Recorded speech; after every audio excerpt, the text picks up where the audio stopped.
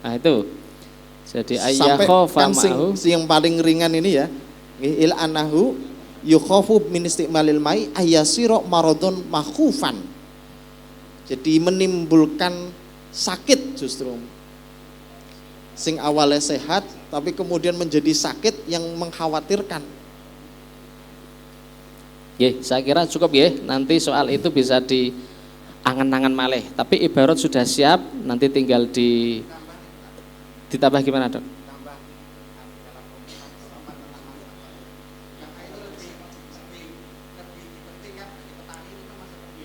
Bon.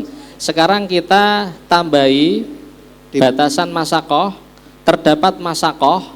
Coba ibarat rumusannya masuk. Terdapat masakoh yang secara kebiasaan tidak dapat ditanggung, seperti lapar dan haus yang dapat menyebabkan kematian, kehilangan fungsi organ atau menambah sakit. Nyon sewu, coro Gus-Fuad yang perlu ditambah redaksi apa? Awil julus fil fardi. Awil julus fil fardi, walaupun itu ada khilaf Ibnu Hajar, tapi kan itu lebih ringan karena kebiasaan kalau orang di sawah ya ndak sampai seperti dalam rumusan kados ngoten niku. Nek bahasane Gus Fuad ditambahi seperti halnya kebolehan duduk di dalam sholat fardu. Ini catatan nanti akan kita masukkan. Selain ini ada jawaban lain? Saya kira cukup Wong rumusane persis teng buyah kok Pun cocok Al-Fatihah. Bismillahirrahmanirrahim. Alhamdulillahirabbil alamin arrahmanir rahim maliki yaumiddin. Iyyaka na'budu wa iyyaka nasta'in ihdinas siratal mustaqim siratal ladzina an'amta 'alaihim ghairil maghdubi 'alaihim waladdallin. Amin. Pertanyaan kedua, apakah dibolehkan bagi orang yang mempekerjakan buruh tani untuk memberikan makanan kepada mereka yang tidak berpuasa atau menambah upahnya? Jadi pertama fokus kepada bolehkah menyediakan makanan untuk mereka yang tidak berpuasa. Setelah itu baru kita fokus kepada menambah upahnya. Soal jawaban bisa digabung. Monggo dari LBM rumusan dibaca. Untuk pertanyaan kedua, apakah dibolehkan bagi orang yang mempekerjakan buruh tani untuk memberikan makanan kepada mereka yang tidak berpuasa atau menambah upahnya? Kami memutuskan bahwa hukum memberi makan kepada pekerja yang tidak berpuasa tanpa adanya uzur syar'i tidak boleh, karena termasuk al-ainganah bil maksiat atau memberikan atau membantu kemaksiatan. Adapun memberikan upah tambahan sebagai ganti dari makanan, hukumnya diperbolehkan. Langsung ibarat yang dimaksud. Ibarat dari marqatus syu'udi wa tasdiq, dari inganah terlebih dahulu dengan al-inganah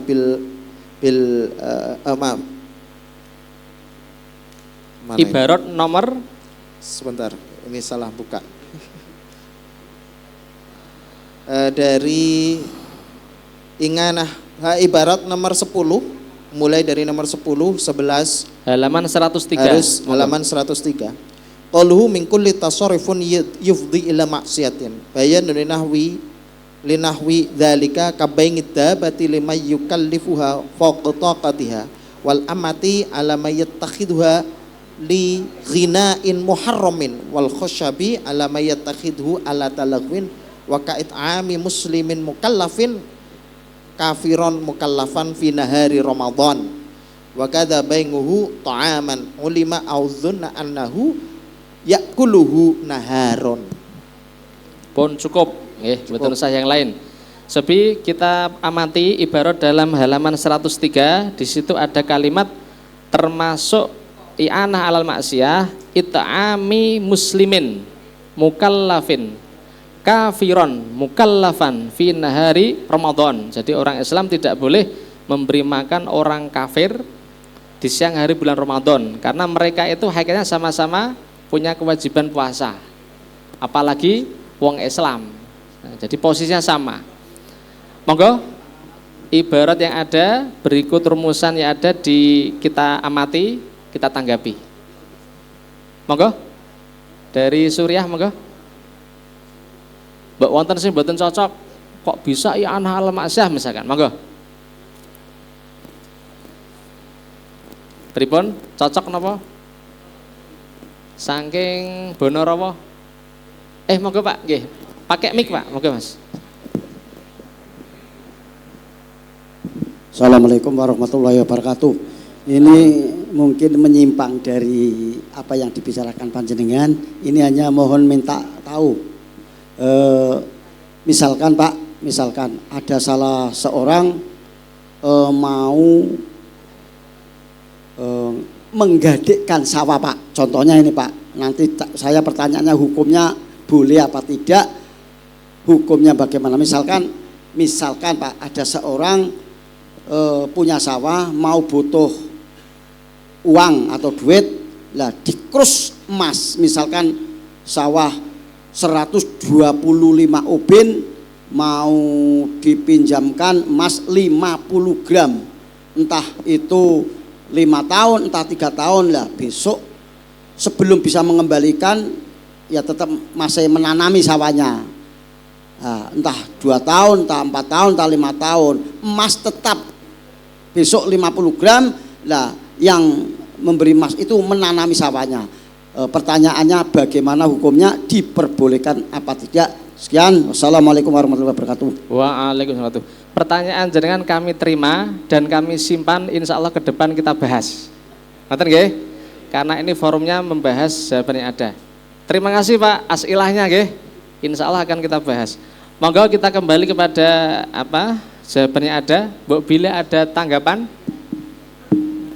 Cekap nggih? Setuju dengan jawabannya ada? Al-Fatihah. Bismillahirrahmanirrahim. Alhamdulillahirabbil alamin arrahmanir rahim. Shiratal ladzina an'amta 'alaihim. Amin. Soal ketiga. Penggunaan hasil kotak amal masjid untuk bantuan sosial dan pendidikan. Diskusi masalah. Pada masa sekarang masjid tidak hanya menjadi sentral kegiatan ibadah dan dakwah, tetapi juga menjadi sarana pemberdayaan potensi umat. Salah satunya dengan adanya kotak amal masjid, baik yang diperuntukkan untuk kepentingan masjid maupun kepentingan sosial, seperti bantuan sosial untuk warga sekitar yang kurang mampu.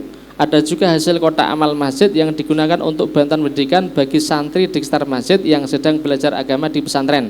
Harapannya kelak mereka bisa menjadi generasi yang mau memakmurkan masjid tersebut. Hal itu tentu dengan tetap tidak mengesampingkan kepentingan masjid secara langsung, seperti untuk perawatan fasilitas masjid, sewa jasa, termasuk untuk marbot masjid.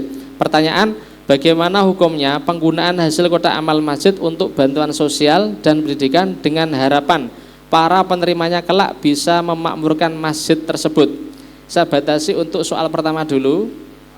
Monggo, Mbok bila ada hal-hal yang kurang jelas terkait diskusi masalah dan pertanyaan pertama, silahkan, monggo. Jelas? Jelas.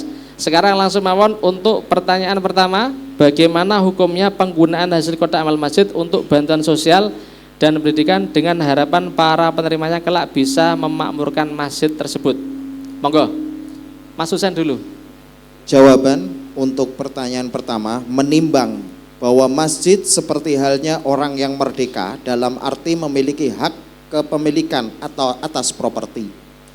Kedua, status uang hasil kotak amal masjid dan pentasarufannya tergantung dari maksud penggalangannya, seperti diperuntukkan khusus imarah, masalih, atau mutlak, tidak dibatasi secara khusus. Ketiga, Ta'mir masjid sebagai pihak yang memiliki tanggung jawab dalam pengelolaan harta masjid harus mentasarrufkan kepada hal-hal yang maslahah bagi masjid. Dari pertimbangan tersebut, dari LBM memutuskan hukum penggunaan hasil kotak amal masjid untuk bantuan sosial dan pendidikan tidak diperbolehkan karena maslahat dari kegiatan tersebut tidak langsung kembali kepada masjid. Oh ya.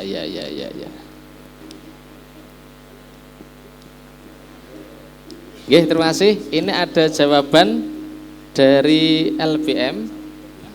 Cuma perlu saya sampaikan Bapak-bapak semuanya bahwa untuk soal ketiga ini kemarin nggodhoke dereng mateng di internal.